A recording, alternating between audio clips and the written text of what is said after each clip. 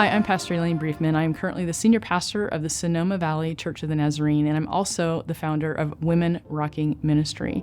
And in this session, I'm going to be talking to you about online teaching and how it presents unique challenges. And we'll be talking about technology, student engagement, interpersonal connection, and teacher workload. But we'll talk about effective strategies that can mitigate some of the issues that are present. So first, I want to talk to you about online teaching. Now, we talk often about technical difficulties. That's probably the most frequent issue that people have. There's a tech learning curve that we all struggle with, and it's important to really understand that you might have specific platforms that you use, you might have different equipment that you use, and so there's going to be a tech learning curve. In any type of teaching environment, there's going to be things that you need to learn. And it's good to say to yourself, learning is a good thing. And we're going to prep with that as we get started. I think that we look next at internet connectivity issues. So sometimes you can be hardwired into your connection and sometimes not. I know that in my particular location, I'm right next to the Wi-Fi modem and I can still get issues with my internet connection. So it's good to be aware of those things. Sometimes you might log in and your platform that you're using might need to update. And there's also limitations on what some platforms can't do. Also, you can have equipment problems. And I know for some of the events that I do, I will have multiple different equipment pieces, whether it's multiple laptops as well as cameras and a phone or two, just in case there's an issue with what's happening in the moment. I can switch from one piece of equipment to another. The next issue I would like to talk about is student engagement. And this can be difficult when you're looking at a screen. Now, most of us were used to being around screens just to watch videos or movies and to scroll social media. So we look at a screen and we can be distant from it and not really engaged in it. So that is one of the challenges that most teachers will have when it comes to teaching online. It's also very difficult to gauge participation. It's hard to be able to tell who is actively engaged and who might be passively consuming content. Sometimes people will be looking at the screen, but they won't necessarily be receiving what you're saying. Another issue is addressing student isolation. Now, this has become a very prevalent issue, especially since the pandemic, where people have been forced to isolate and reconnecting has been challenging for them. When you do digital discipleship, people have been they're physically apart from each other, so that it's hard to be able to include them in something that would be different if they were physically in the room together. There's also a fear of digital exposure. Now, I know this for myself, that I've had students that have come into a program and they will watch the replay, but they won't come into the live room. Or they'll come into the live room, but they won't engage. And I had one student who came into the program and watched for 2.5 months every week before they came into the Zoom room.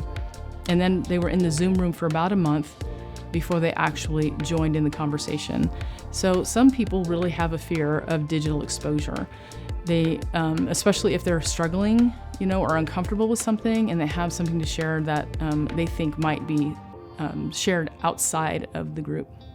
So they might be less inclined to ask questions as well. The next issue that may come up with digital discipleship is interpersonal engagement. It is truly harder to build rapport. One of the things that I encountered was the limited ability to read body language and nonverbal cues. So you can't see if a student is truly confused or bored or struggling with material. There's also limited opportunities for interaction. Now, when you're in a room with people, they can interact anytime they want, but in a particular digital format, they usually only can allow one person to speak at a time. So there's not a lot of opportunity for interaction. And also managing those diverse learning environments. People can be coming in from their car, they can be coming in from their office, they can be coming in from their home. There can be dogs running around, children running around, and that can be distracting not only for them, but also for those who are in the room trying to learn as well. The last issue that I wanted to address was teacher workload. There is an increased preparation time. It's really important for you to understand that extra time will be necessary, and just know that that's part of the process of changing the way that we do discipleship. The tech learning curve is higher for teachers. To be able to learn how to use slides and polls and quizzes inside of a technical teaching environment takes more time. Also, the different platforms that you use, each platform is a little bit different. And so it's important for you just to be prepared to spend that more time. Following up with students between sessions may be higher than norm, and this is also because of the technology. They might not be learning as well and they won't be able to ask questions right on the fly as often. And so knowing that will also take more time. And you also will have to do technical support responsibilities for the students. So they're going to ask you questions about the platform and how to use it and how to engage. And so that's also another challenge that may present itself. So as we move into some of the resolutions and practices to be able to overcome these things, first, overcoming the technical challenges. The best thing to do is log in early. Allow time for the students to get their audio and video set up.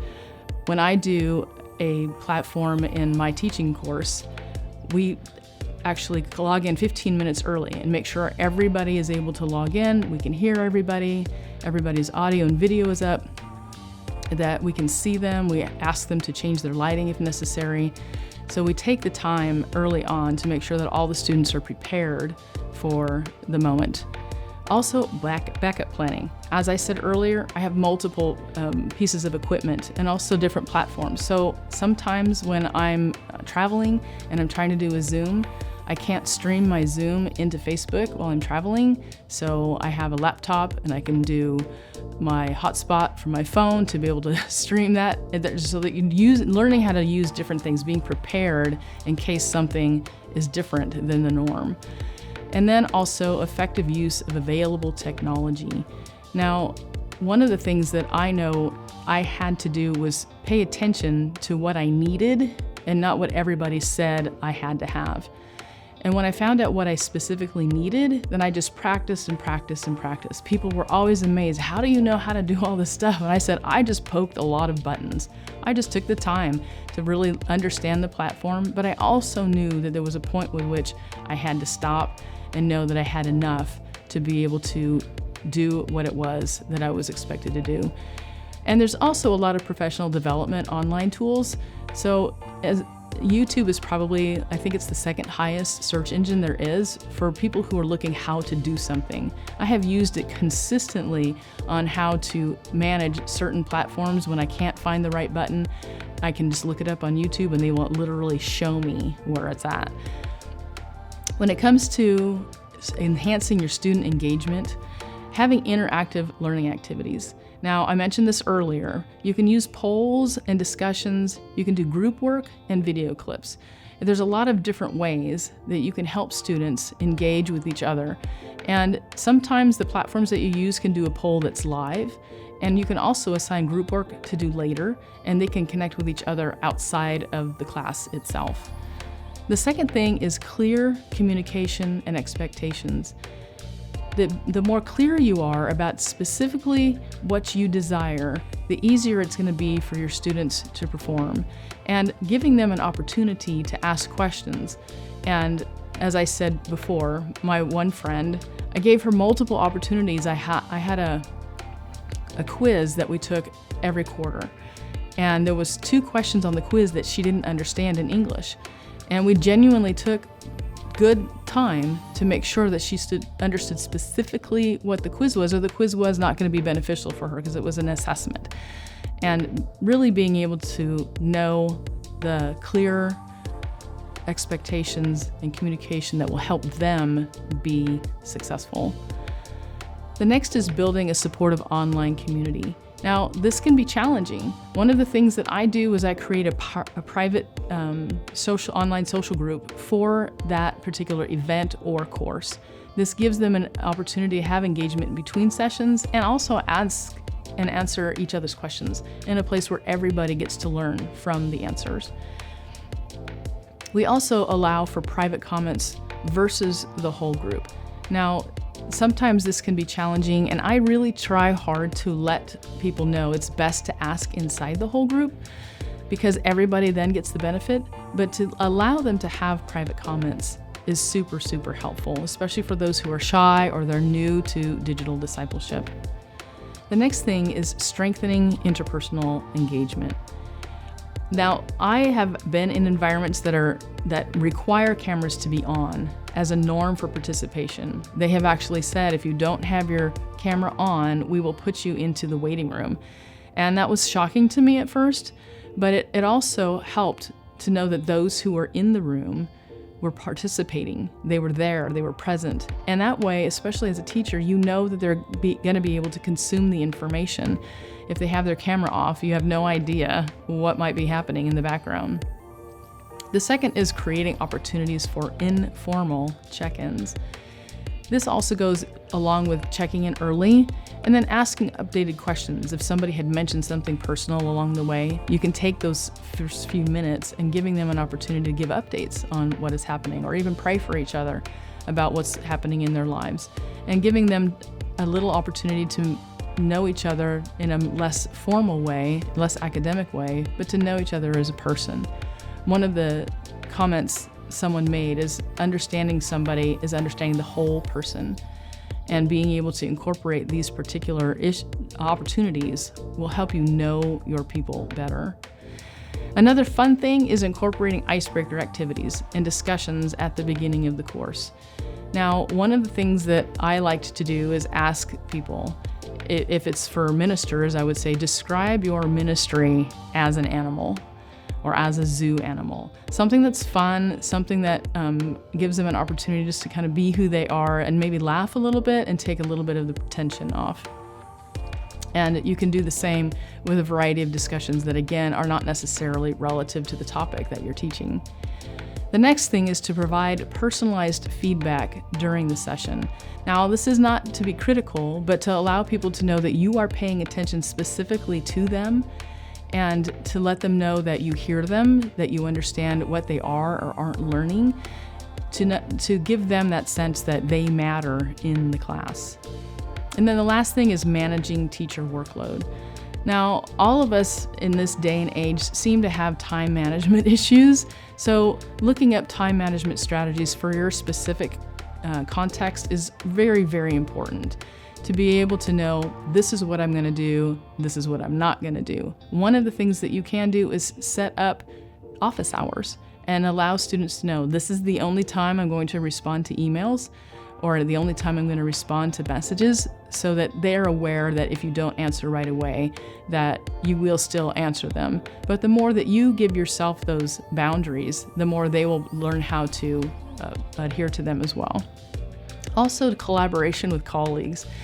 Knowing that there's other people out there who are doing exactly what it is that you want to do already, finding them and just saying, all right, what are some hacks that you have on how I could do this to be able to do it first, and then even be able to update it, upgrade it to something better.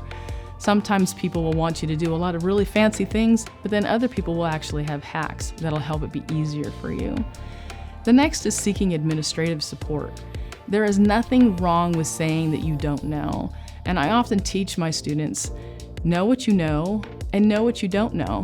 And it's okay, because nobody knows everything, and everybody had to learn everything that they know.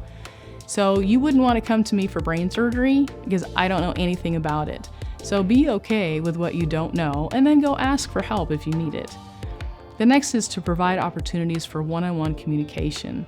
And this is, again, through email or chat or video conferencing office hours. The more that you give those opportunities to connect with them, you'll genuinely get to know them as individuals and as students. So I hope that as you looked at the variations of things that can be a challenge to digital discipleship, always know that there's someone out there who has done what you have done. And in this world where we're doing more and more digital communication, it's nice to know that there's a way that you can do it effectively. By employing these strategies, you can bridge the gap and build stronger relationships with your online students, even without a traditional face-to-face classroom setting.